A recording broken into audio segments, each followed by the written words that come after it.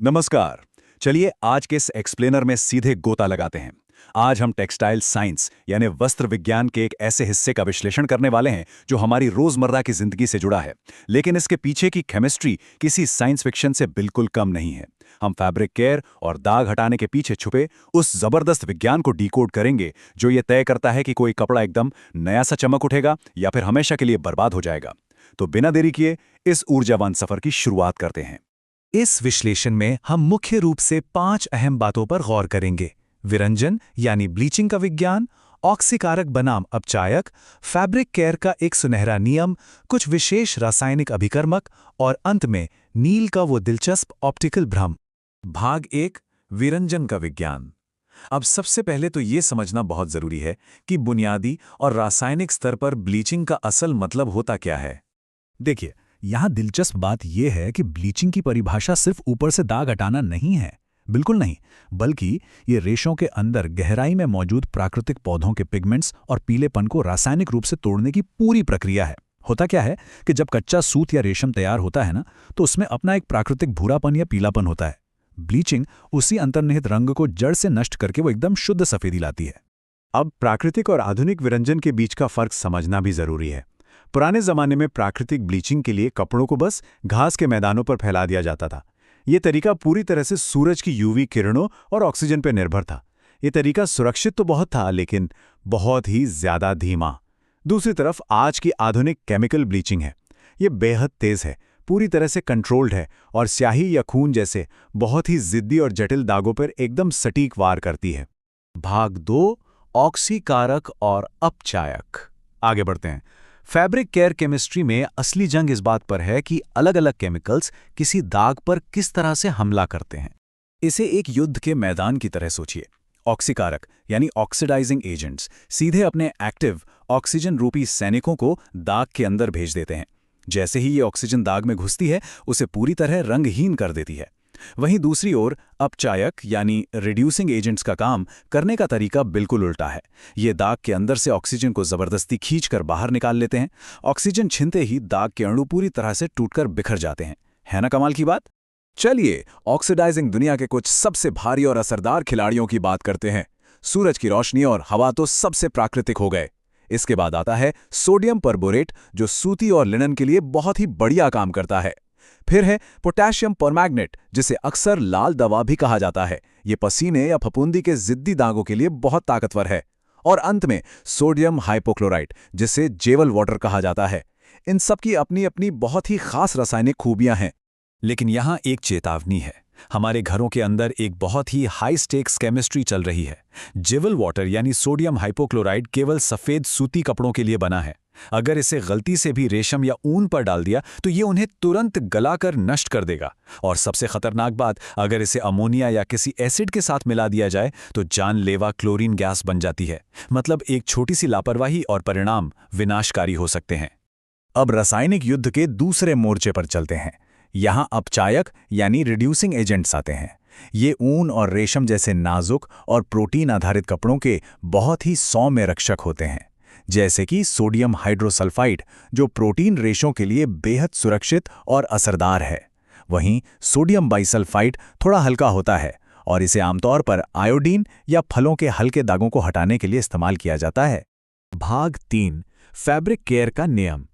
आइए देखते हैं कि ये सारी बातें मिलकर टेक्सटाइल साइंस के सबसे महत्वपूर्ण सुरक्षा सिद्धांत को कैसे बनाती हैं।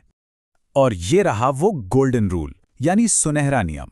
ये नियम साफ तौर पर कहता है कि वनस्पति रेशों यानी प्लांट फाइबर्स जैसे सूती और लिनन, इन्हें हमेशा ऑक्सीकारक एजेंट्स की जरूरत होती है, जबकि रेशम और ऊन जैसे नाजुक जंतु रेशों यानी एनिमल फाइबर्स को सुरक्षित रखने के लिए हमेशा रिड्यूसिंग एजेंट्स का ही इस्तेमाल होना चाहिए। इस नियम को तोड़ना मतलब कपड़े की उम्र को वहीं खत्म कर देना। खैर, हर नियम का कोई ना कोई अपवाद तो होता ही है। यहाँ यूनिवर्सल हीरो की भूमिका निभाता है हाइड्रोजन परऑक्साइड। ये एक ऐसा कमाल का और बहुमुखी ब्लीच है जो प्लांट और एनिमल फाइबर्स के बीच की उस सख्त सीमा को बड़े आराम से पार कर लेता है। ये ऊन से लेकर सूती तक लगभग हर तरह के कपड़े के लिए एकदम सुरक्षित और बेहतरीन माना जाता है।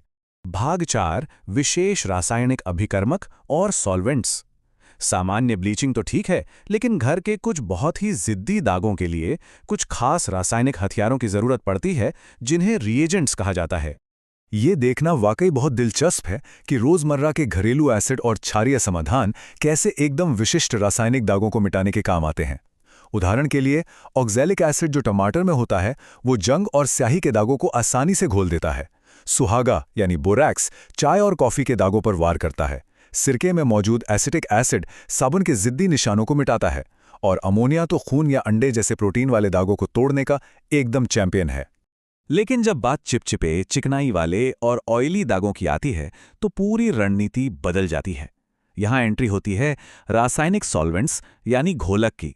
ये सॉल्वेंट्स वसा या चिकनाई को सीधे अपने अंदर घोल लेते हैं। कार्बन टेट्राक्लोराइड बहुत शक्तिशाली है, पर पर्यावरण के लिए नुकसानदेह भी है। बेंजीन और पेट्रोल, ग्रीस और पेंट तो बहुत अच्छे से हटाते हैं, लेकिन ये अत्यधिक ज्वलनशील होते हैं, तो इनसे बहुत सावधान रहना पड़ता है।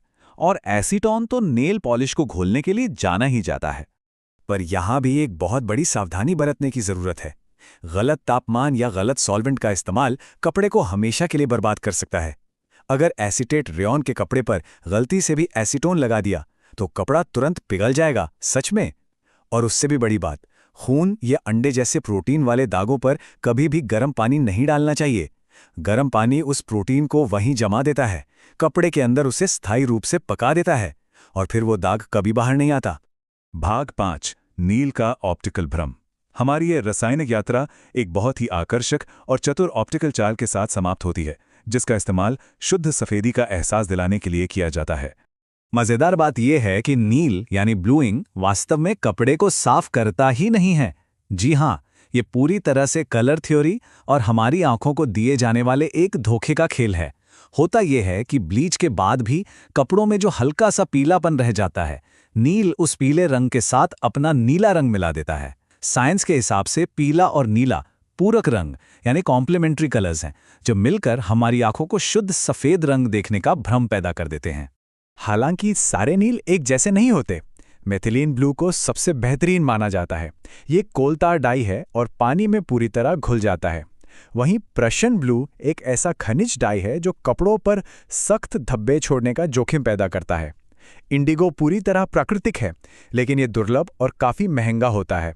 और अल्ट्रामरीन एक ऐसा मिनरल डाई है जो बड़ी आसानी से पानी के साथ धुलकर निकल जाता है। तो फिर आखिरी धुलाई के दौरान उन जिद्दी नीले धब्बों से कैसे बचा जाए? इसके लिए एक बहुत ही सटीक वैज्ञानिक प्रक्रिया है। नील को कभी भी सीधे कपड़े पर नहीं डालना चाहिए।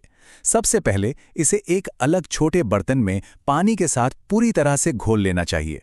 उसके बाद इस घुले हुए मिश्रण को अंतिम धुलाई वाले पानी में एकदम समान रूप से मिलाना चाहिए। बस तभी वो सफेद भ्रम एकदम परफेक्ट काम करता है।